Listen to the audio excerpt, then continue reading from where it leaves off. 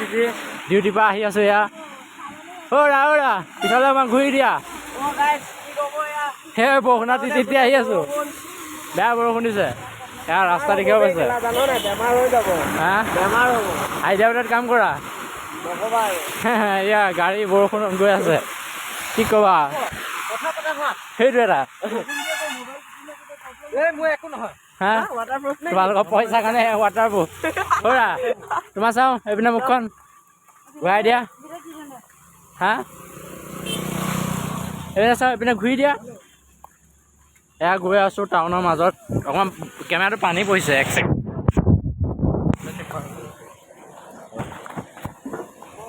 এই লেউৰা